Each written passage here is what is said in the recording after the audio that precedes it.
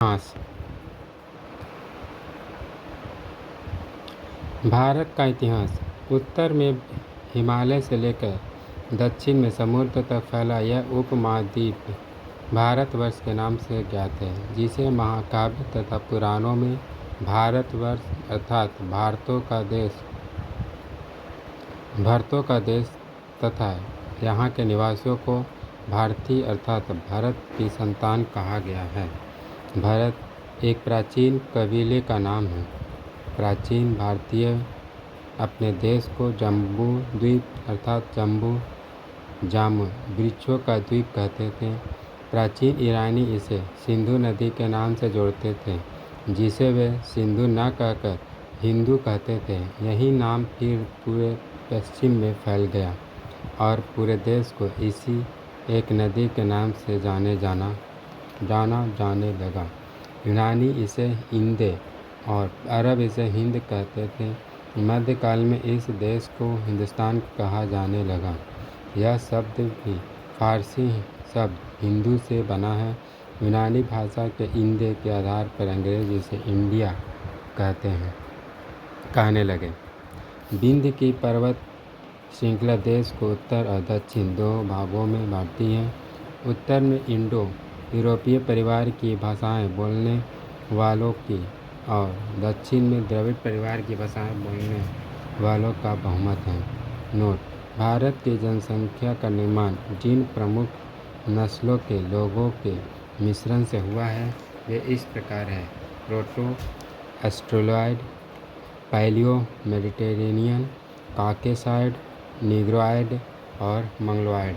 भारतीय इतिहास को अध्ययन की सुविधा के लिए 3 भागों में बांटा गया है: प्राचीन भारत, मध्यकालीन भारत एवं आधुनिक भारत। नोट: सबसे पहले इतिहास को 3 भागों में बांटने का श्रेय जर्मन इतिहासकार क्रिस्टोफ सेलेरियस को है। प्राचीन भारत। फर्स्ट, प्राचीन भारतीय इतिहास के स्रोत। प्राचीन भारतीय इतिहास के विषय में जानकारी मुख्यतः 4 स्रोतों से प्राप्त होती है। पहला, धर्म ग्रंथ। दूसरा, ऐतिहासिक ग्रंथ। तीसरा, विदेशियों का विवरण। चौथा, पुरातत्व संबंधी साक्ष्य। धर्म ग्रंथ एवं ऐतिहासिक ग्रंथ से मिलने वाली महत्वपूर्ण जानकारी। भारत का सर्वप्राचीन धर्म ग्रंथ वेद है, जिसके संकलनकर्ता महर्षि कृष्ण द्वैपायन वेद व्यास को माना जाता है। वेद वसुधैव कुटुंबकम का उपदेश देता है। भारतीय परंपरा वेदों को नित्य तथा अपौरुषेय मानती है। वेद 4 है: ऋग्वेद, यजुर्वेद, सामवेद एवं अथर्ववेद। इन 4 वेदों को संहिता कहा जाता है। ऋग्वेद ऋचाओं के क्रमबद्ध ज्ञान के संग्रह को ऋग्वेद कहा जाता है। इसमें 10 मंडल, 1028 सूक्त, वाल्मीकि पाठ के 11 सूक्तों सहित एवं 10,462 ऋचाएँ हैं। इस वेद के ऋचाओं के पढ़ने वाले ऋषि को पोथी कहा जाते हैं। इस वेद से आर्य के राजनीतिक प्रणाली, इतिहास एवं ईश्वर की महिमा के बारे में जानकारी मिलती है। विश्वामित्र द्वारा रचित ऋग्वेद के 3रे मंडल में सूर्य देवता सावित्री को समर्पित प्रसिद्ध गायत्री मंत्र है। इसके 9वें मंडल में देवता सोम का उल्लेख है। इसके 8वें मंडल के हस्तलिखित ऋचाओं को खिल कहा जाता है। चातुर्वर्ण समाज की कल्पना का आदि स्रोत ऋग्वेद के 10वें मंडल में वर्णित पुरुष सूक्त है, जिसके अनुसार 4 वर्ण ब्राह्मण, क्षत्रिय, वैश्य तथा शूद्र आदि पुरुष ब्रह्मा के क्रमशः मुख, भुजाओं, जंघाओं तथा चरणों से उत्पन्न हुए।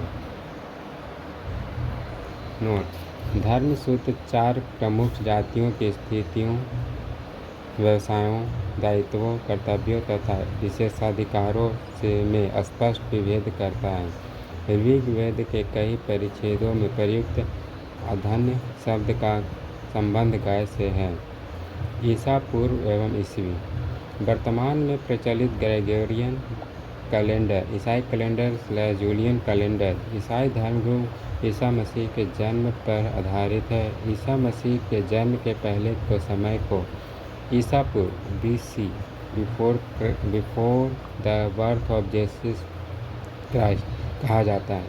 ईसा पूर्व के वर्षों की गिनती उल्टी दिशा में होती है, जैसे महात्मा बुद्ध का जन्म 563 ईसा पूर्व में एवं मृत्यु 483 ईसा पूर्व में हुआ।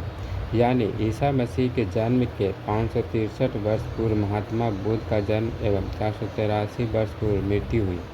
ईसा मसीह की जन्म तिथि से आरंभ हुए ईसवी सन कहलाता है। इसके लिए संक्षेप में ईस्वी लिखा जाता है। ईस्वी को लैटिन भाषा के शब्द एडी में भी लिखा जाता है। एडी यानी एनो डोमिनी, जिसका अर्थ है in the year of Lord Jesus Christ. Vincent Arthur Smith ने प्राचीन भारत का पहला सुव्यवस्थित इतिहास अर्ली हिस्ट्री ऑफ इंडिया 1904 में तैयार किया। इस पुस्तक के 1/3 भाग में केवल सिकंदर का आक्रमण वर्णित है। इसमें भारत को स्वेच्छाचारी शासन वाला देश कहा गया है, जिसे ब्रिटिश शासन की स्थापना से पहले कभी राजनीतिक एकता का अनुभव नहीं हुआ था। उन्होंने लिखा है, वस्तुतः भारतीय इतिहासकारों का सरोकार शासन के एकमात्र स्वरूप तानाशाही से ही है। वामनावतार के 3 पगों के आख्यान का प्राचीनतम स्रोत ऋग्वेद है। ऋग्वेद में इंद्र के लिए 250 तथा अग्नि के लिए 200 ऋचाओं की रचना की गई है। नोट: प्राचीन इतिहास के साधन के रूप में वैदिक साहित्य में ऋग्वेद के बाद शतपथ ब्राह्मण का स्थान है। यजुर्वेद सस्वर पाठ के लिए मंत्रों तथा बलि के समय अनुपालन के लिए नियमों का संकलन यजुर्वेद कहलाता है। इसके पाठकर्ता को अध्वर्यु कहते हैं। यजुर्वेद में यज्ञों के नियमों एवं विधि विधानों का संकलन मिलता है। इसमें बलिदान विधि का भी वर्णन है। यह एक ऐसा वेद है जो गद्य एवं पद दोनों में है। सामवेद, साम का शाब्दिक अर्थ है गान। इस वेद में मुख्यतः यज्ञों के अवसर पर गाए जाने वाले ऋचाओं मंत्रों का संकलन है। इसके पाठकर्ता को उद्राती कहते हैं। इसका संकलन ऋग्वेद पर आधारित है।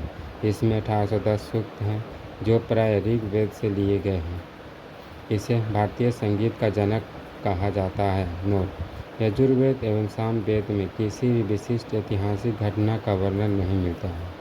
अथर्ववेद, अथर्वा ऋषि द्वारा रचित इस वेद में कुल 731 मंत्र तथा लगभग 6000 पद हैं। इसके कुछ मंत्र ऋग्वैदिक मंत्रों से भी प्राचीनतर है। औषधों का उल्लेख सबसे पहले अथर्ववेद में मिलता है।